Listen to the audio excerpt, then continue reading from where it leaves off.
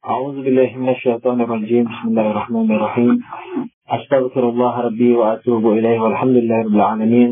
ثم الصلاة والسلام على أشرف الأنبياء والمرسلين حبيبنا وحبيب رب العالمين أبي القاسم محمد وعلى آله الطيبين الطاهرين المعصومين المنتجبين. أما بعد السلام عليكم ورحمة الله وبركاته. Para pemirsa yang budiman di mana saja Anda berada, semoga Allah selalu melindungi kita dari mara bahaya, dari tipuan setan, dan selalu menolong kita dalam segala kesulitan, mempercepat kesembuhan kita, baik penyakit rohani atau penyakit badani, mempermudah ujian-ujian kita, sehingga kita menjadi orang yang selamat di dunia dan terutama di akhirat kelak. Amin ya rabbal alamin. Pada pembahasan yang telah lalu mengenai akal, kita telah sampai beberapa kesimpulan. Di antaranya akal adalah pemberian Tuhan, nikmat Tuhan terbesar. Kemudian menjadi alasan Tuhan menurunkan Al-Quran, agama. Kemudian akal untuk memahami agama atau Al-Quran. Dengan catatan tidak diakal-akali, sesuai dengan ilmu akal itu sendiri, sebagaimana telah dijelaskan. Kemudian jangan sesekali memversuskan Quran dengan akal, karena itu merupakan pelecehan kepada Quran itu sendiri. Kemudian walaupun kita memilih Quran, itu sebenarnya kita telah memilih akal, sebagaimana telah dijelaskan. Kemudian akal ini merupakan penentu, pembeda manusia, yang membedakan manusia dari yang lainnya. Manakala tidak digunakan, maka manusia tidak bisa dikatakan manusia. Yang membuang akal berarti membuang kemanusiaannya. Kemudian yang terakhir, jangan dikhususkan kepada Quran. Mensyukuri akal. Mensyukuri akal, ini menggunakannya. Dan akal identik dengan apa? Taat kepada Allah Subhanahu wa ta'ala. Akbil fa'akbalah, azbir fa'azbarah. Sesuai dengan riwayat hadis kursi. Ketika Allah mencipta akal, mendekatlah, maka dia mendekat. Allah menyuruh menjauhlah, maka dia menjauh. Lalu Allah mengatakan, tidak kucipta makhluk lebih kucintai dari akal. Nah, oleh karena itu, kita harus mencapai puncak akal itu, sehingga kita menjadi misdak, menjadi ekstensi, menjadi hakikat daripada akal, kemudian sehingga layak menjadi arsy Allah, menjadi kecintaan Allah, layak dicintai oleh Allah. Dan dalam bahasa lain yang dikatakan difirmankan oleh Allah, tidak cukup bagiku langit dan bumi untuk menjadi istanaku, tapi qalbul mu'min itu cukup bagiku. Hati seorang mukmin. Hati yani apa? Yani ruh manusia. Salah satu makna dari hati sebagaimana pelajaran terdahulu, bahwa ruh juga dinamakan al-qalb. Qalb yani yang selalu jungkir balik, yang selalu berubah. Karena perubahan itu terjadi pada ruh kita. Nah, oleh karena itu ruh kita juga dikatakan sebagai al-qalb. Nah, jadi ruh kita ini yang selalu berubah-ubah ini, perubahannya kalau positif terus, yakni dalam arti meningkat. Perubahan itu tidak mesti dari positif ke negatif, lalu negatif ke positif, positif ke negatif. Tidak selalu begitu. Bisa saja dari negatif ke negatif, bisa saja dari positif ke positif. Negatif dari dosa kecil ke dosa besar, ke negatif yang lain. Positif dari positif yang katakanlah wajib, kemudian meningkat menjadi wajib dan sunnah misalnya. Pada wajib yang atau kepada kebaikan yang lain. Nah, ini semuanya terjadi pada ruh manusia. Oleh karena itu, ruh dikatakan sebagai al-qalb. Takhallu, qallabah, yakni tempat perubahan. Nah, oleh karena itu, kalau akal yang kita gunakan, maka kita akan menjadi manusia. Dan akan lebih luas dari alam semesta ini. Sebagaimana Allah firmankan tadi, tidak cukup bagiku langit dan bumi dalam hadis qudsi untuk menjadikan arsku, istanaku, tapi hati seorang mukmin cukup bagiku. Bukan berarti Allah menjadi mahdud, menjadi terbatas. Karena hati seorang mukmin bagaimanapun terbatas. Tapi kurang lebih yang dimaksudkan Allah dalam hal ini, dalam firman-Nya, dalam hadis qudsi ini, yakni apa? Qalbul mukmin itu jauh lebih luas daripada alam semesta ini. Itu. Nah jadi menyatunya manusia dengan akal berarti apa? Berarti sampainya manusia kepada makhluk yang paling dicintai. Kemudian sampainya makhluk kepada posisi arsy Allah Subhanahu wa ta'ala. Masalah lain yang harus kita ketahui dalam masalah akal ini adalah apa yang sebenarnya dikatakan sebagai akal. Dalam filsafat, dalam ilmu hakikat, dalam ilmu wujud, akal itu dikatakan sebagai daya yang ada pada manusia, daya yang bisa menyimpulkan kesimpulan universal dan bisa membedakan yang baik dan yang buruk. Ini akal. Apa maksudnya? Pada pertemuan-pertemuan pertama-tama dulu atau bagian-bagian awal perjumpaan kita, saya telah menerangkan sekelumit tentang akal ini. Apa yang dimaksudkan menyimpulkan universal? Yakni ketika dia melihat atau mendengar atau mengalami apa saja yang terulang, maka dia lama-kelamaan menyimpulkan. Jadi kalau dalam istilah mantik atau logika disebut istiqra'.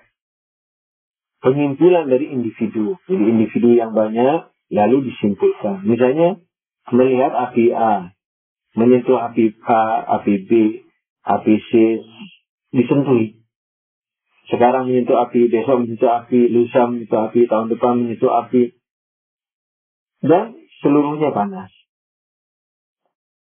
Nah, ketika dia mengalami seperti itu, akal dapat menyimpulkan, oh, kalau begitu semua api itu panas. Jadi ketika sudah menyimpulkan kesimpulan universal, semua api, semua manusia, semua gula, semua garam, semua makhluk, misalnya, semua air, apa saja yang sudah dikasih batasan proposisi dalam logika, semua atau sebagian itu disebut batasan proposisi. Misalnya seperti contoh ini, semua api panas. Ketika sudah disimpulkan sebagai kesimpulan universal dari eksperimen tadi, nah, kesimpulan universal itulah yang dimaksud dengan pekerjaan daripada akal kita. Jadi jelas para pemirsa bahwa universal adalah yang diambil dari individu-individu. Walaupun ini sebenarnya banyak ada pembahasan yang lebih layak dibahas di logika. Sebenarnya individu itu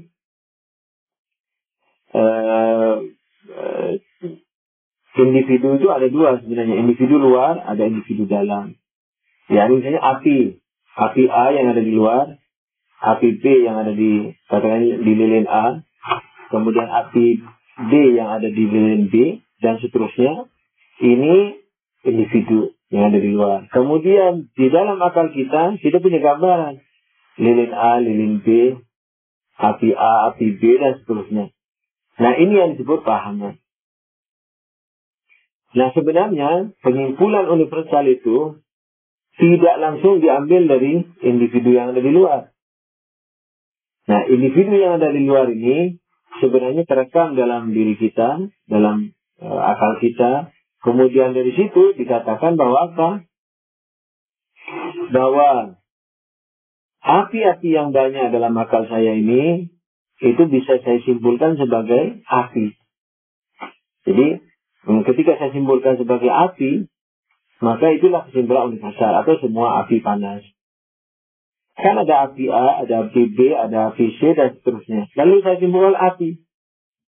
Nah, ketika disimpulkan api, berarti api ini bisa diterapkan ke api A, api B, api C, dan seterusnya. Tapi kalau api A saja, dia hanya memiliki terapan satu, yakni api A atau lilin A. Atau api A yang ada di lilin A. Tapi kalau api, maka semua api A, B, C bisa dicakupi. Ini universal namanya. Universal bisa berbentuk golongan seperti api itu knob dalam istilah logika, api, atau perkataan yang umum kita pakai dalam proposisi atau kalimat berita, semua api panas. Umpamanya. Semua rokok mengandung nikotin. Umpamanya. Semua tembakau mengandung nikotin. Semua nikotin merusak kesehatan. Umpamanya. Nah, ini kesimpulan universal namanya. Nah, kesimpulan universal ini tidak bisa dilakukan oleh binatang selain manusia. Nah, oleh karena itu, binatang tidak bisa menyimpulkan bahwa api itu panas semua. Tidak. Dia setiap ketemu api lari. Setiap ketemu api lari. Begitu. Jadi harus ketemu dulu, merasakan dulu, baru panasnya dirasakan, walaupun halus bisa dirasakan. Oleh karena itu binatang yang ada di gunung misalnya, kebakaran hutan yang ada, katakanlah masih 1 kilometer dari binatang tertentu jaraknya, jauhnya, tapi sudah dirasa misalnya karena udara sudah panas, baru dilari.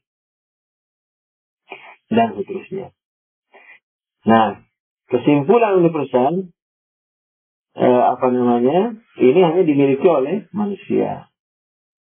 Dan ini yang disebut kekuatan rasional, kekuatan akal. Nah, kesimpulan universal inilah yang bisa kemana-mana. Nah, seandainya manusia tidak bisa menyimpulkan kesimpulan universal, maka dia tidak bisa kemana-mana. Melawan buana dalam pengetahuan, nggak bisa. Karena selalu yang dihadapinya individu. Oh, ini panas. Oh, ini panas. Oh, ini manis. Oh, ini manis. Tidak bisa mengatakan, semua api panas, semua gula manis. Kenapa ya semua gula manis, semua api panas? Nggak bisa. Ke pertanyaan kedua, dia nggak bisa.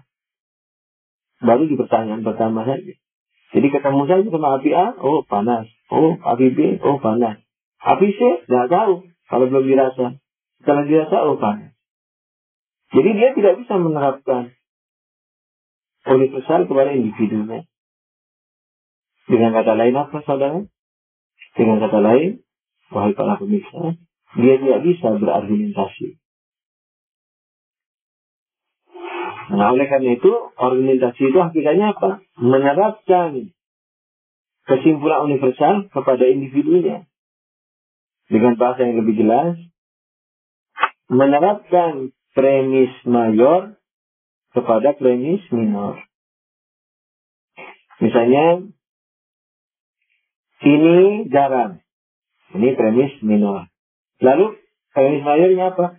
Semua garam asin. Maka ini asin. Sekali lagi, ini adalah garam. Ketika disebut ini atau fulan, itu individu. Itu namanya, premisnya dikatakan minor. Karena apa? Karena subjeknya, itu individu. Misalnya ini. Misalnya Joko anak tetangga sebelah. Bukan semua Joko banyak, misi universal. Joko bin Hasan misalnya. RT 5, kota RT 5, kecamatan Fulan, kota Fulan. Joko, manusia. Semua manusia premis mayor. Semua manusia berakal, maka Joko berakal. Itu argumentasi.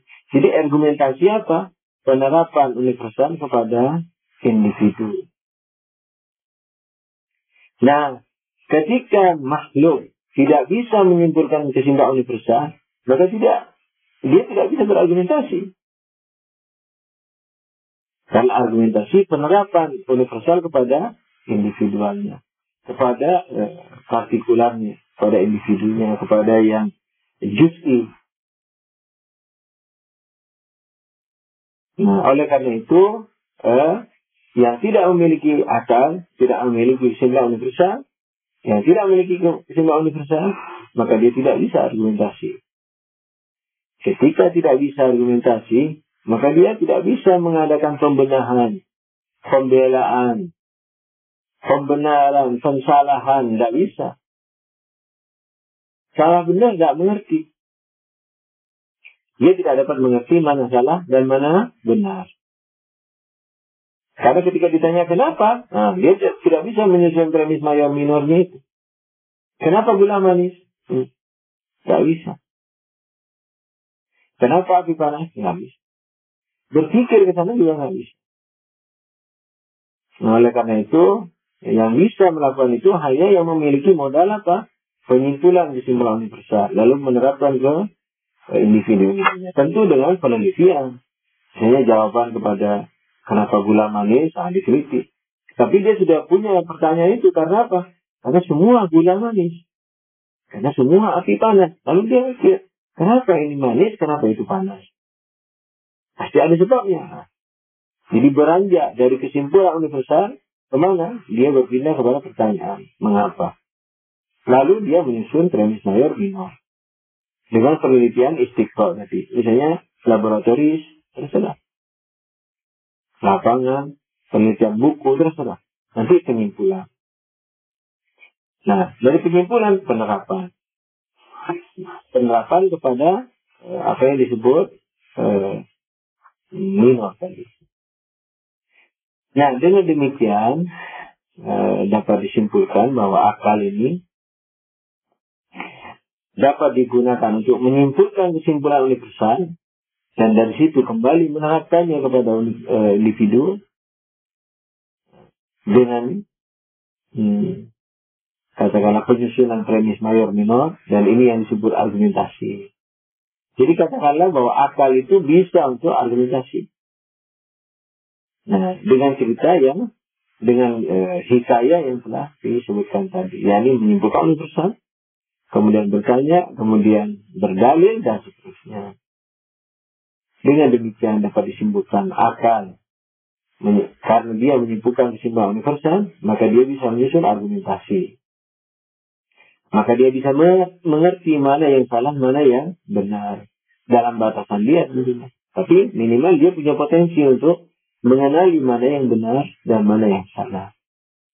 Nah, inilah yang menjadi rahasia kenapa akal itu yang dituruni Quran.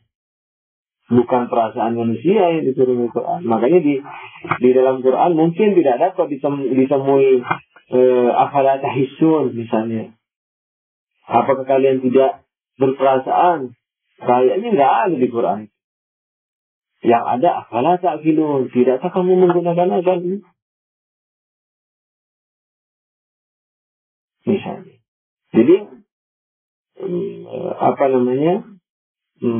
akal ini merupakan kekuatan yang sangat dahsyat. Jadi jangan sesekali diversuskan dengan Al-Quran. Menakut-nakuti kayak menakuti anak kecil terhadap hantu misalnya. Sekali lagi, ketika diversuskan dengan Quran, ketika orang memilih Al-Quran pun dia telah memilih akal sebelumnya. Karena dia berpikir, oh saya memilih Quran deh. Kenapa? Dia ada dari Tuhan. Dia berdalil. Jadi dia menggunakan akal untuk memilih Al-Quran. Nah, oleh karena itu, akal ini dapat mengetahui salah dan benar.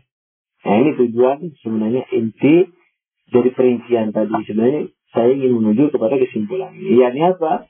Kesimpulan bahwasanya akal inilah yang dapat mengerti kebaikan dan dapat mengerti keburukan. Yakni dapat membedakan mana yang salah dan mana yang benar. Mana yang hak dan mana yang batil. Nah, kalau dia bisa digunakan untuk memahami yang hak dan yang batil, memahami yang salah dan yang benar, sudah tentu punya konsekuensi. Yakni apa? Mengikuti yang benar. Lalu meninggalkan yang salah. Jadi jangan mengikuti perasaan. Harus mengikuti yang benar. Ketika orang tulus mengikuti akalnya ini, lalu masih salah juga ternyata, insya Allah akan dimaafkan oleh Allah. Kenapa? Karena Allah tidak membebani manusia kecuali dengan sesuai kemampuannya. La yukallifullahu nafsan illa wus'aha. Allah tidak memerintah kecuali sesuai kemampuannya. Nah, kemampuan dia setelah mengolah ilmunya dengan data yang ada, menggunakan daya akal ini, menyimpulkan bahwa ini yang benar, itu yang salah. Agama ini yang benar, itu yang salah. Mazhab ini yang benar, itu yang salah. Lalu dia ikuti, lalu ternyata masih salah. Dan mati sebelum tahu kesalahannya, insya Allah Allah memaafkan. Karena Allah berfirman, yang keluar dari rumahnya, muhajiran ilallah war rasul, kemudian mati di tengah jalan, maka apa? Sudah ditulis pahalanya di sisi Allah Subhanahu wa taala. Jadi yang keluar dari rumahnya hijrah kepada Allah dan Rasul, yakni hijrah bukan hanya tempat, hijrah kepada Allah masa tempat. Ini dari Mekah ke Madinah atau dari Madinah ke Mekah. Jadi hijrah kepada Allah yakni sangat bisa diartikan hijrah kepada, misalnya dari kebodohan kepada ilmu, dari kafir kepada iman, dari iman rendah kepada iman tinggi, dan seterusnya. Muhajir Allah. Jadi barang siapa keluar dari rumahnya, berhijrah kepada Allah dan Rasulnya, lalu dia mati di tengah jalan sebelum sampai maksudnya, maka pahalanya sudah ditulis oleh Allah SWT. Tapi kalau tidak menggunakan akal, lalu dia menggunakan lahiriah ayat-ayat saja, lalu dia mendakwa yang dia pahami itu dari Quran, padahal dia sadar kalau kita tanya, apakah kamu maksum? Dia bilang tidak.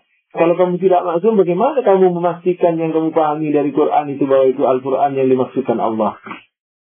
Nah, sudah ngerti sedemikian rupa, sudah sadar sedemikian rupa bahwa yang dia pahami belum tentu yang dimaksudkan Allah. Karena dia meyakini ketidakmaksuman ilmunya, lalu masih nekat juga hantam sana, hantam sini, syirikkan sana, syirikkan sini, bid'ahkan sana, bid'ahkan sini tanpa argumentasi yang jelas. Ikut perasaannya, tidak ikut akalnya, nah, maka kesalahan dia sangat mungkin tidak diampuni oleh Allah Subhanahu wa taala. Karena dia tidak hijrah kepada Allah dan kepada Rasul. Karena dia tidak mengamalkan afala ta'qilu, tidakkah kalian menggunakan akal kalian, tidakkah kalian berakal. Malah membuang akal dengan alasan Al-Quran. Nah, Al-Qurannya sendiri menyuruh kita menggunakan akal. Bagaimana betapa payahnya Al-Quran seandainya Al-Quran ini bercakap-cakap dengan kita, lalu orang tidak menggunakan akalnya. Mendengar dia berbicara, Al-Quran berbicara, lalu orang mendengarkan tanpa menggunakan akalnya, lalu dia bertindak. Betapa sedihnya Al-Quran. Betapa lelahnya Al-Quran menghadapi orang-orang seperti ini.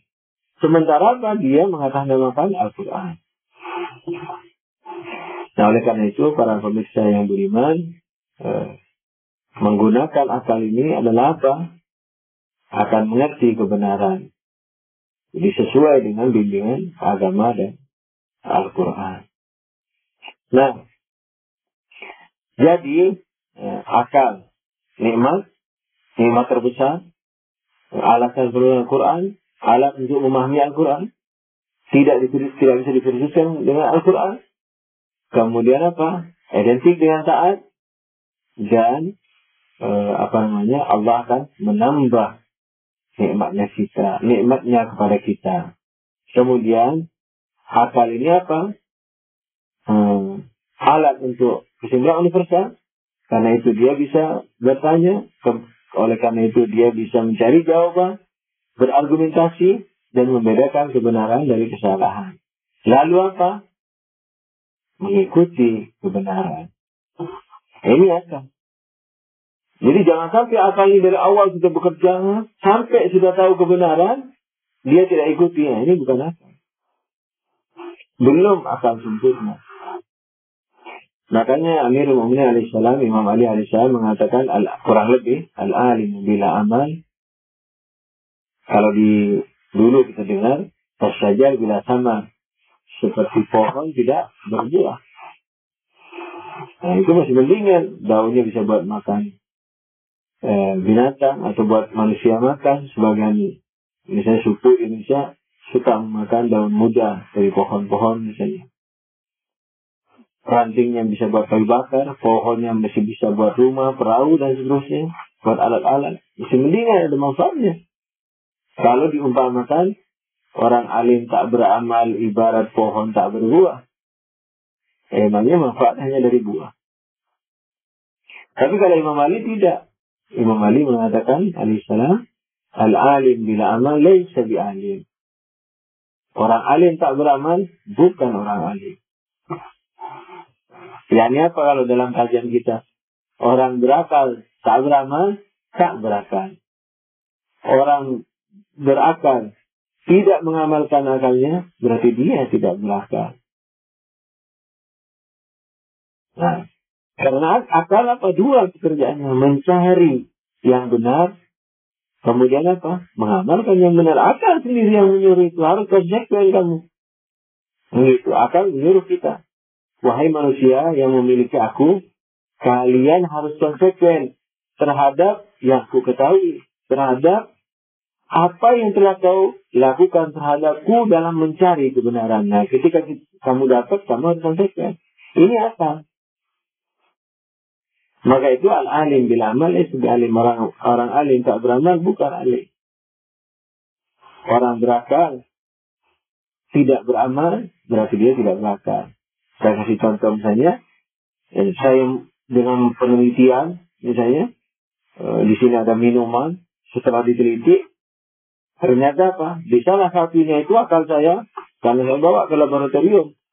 Ini minuman ini, karena saya takut ada racunnya, saya bawa ke laboratorium, ternyata ketemu.